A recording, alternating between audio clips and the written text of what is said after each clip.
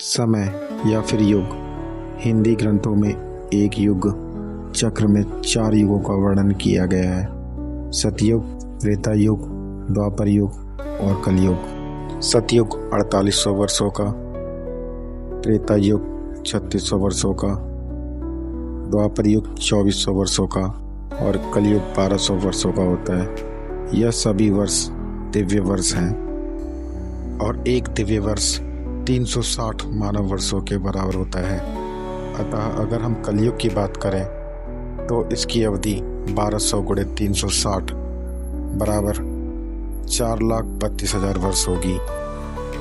कलयुग सबसे छोटा युग है और सतयुग सबसे बड़ा। युग की शुरुआत सतयुग से होती है और अंत कलयुग में।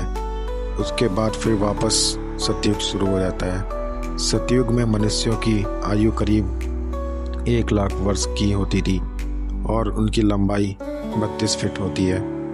वहीं बात करें त्रेता युग की तो इस युग में मनुष्य की आयु लगभग 10,000 वर्ष होती है और मनुष्य की लंबाई लगभग 21 फीट की। बात करें द्वापर युग की तो इसमें मनुष्य की लंबाई लगभग 12 फीट की और आयु 1000 वर्ष के आसपास होती है। और अंततः कलयुग में मनुष्य की अधिकतम आयु 100 वर्ष के आसपास और लंबाई 5 से 6 फीट की होती है।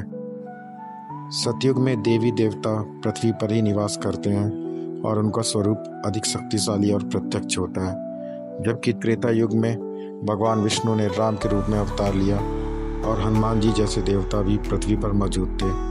द्वापर युग में भगवान विष्णु ने श्री कृष्ण के रूप में अवतार लिया और अन्य देवी देवता भी पृथ्वी पर निवास करते थे। जबकि कलयुग में कुछ देवी देवता और दिव्य आत्माएं ही धरती पर विचरण करते हैं, जैसे कि हनुमान जी, जो कलयुग का जागृत देवता माने जाते हैं।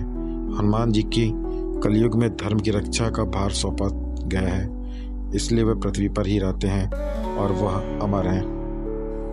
कलयुग का अंत भगवान विष्णु कल की अवतार लेके करेंगे और इसके बाद वापस सतयुग चालू हो जाएगा। सतयुग में धर्म फिर से अपने चारों पैरों पर होगा।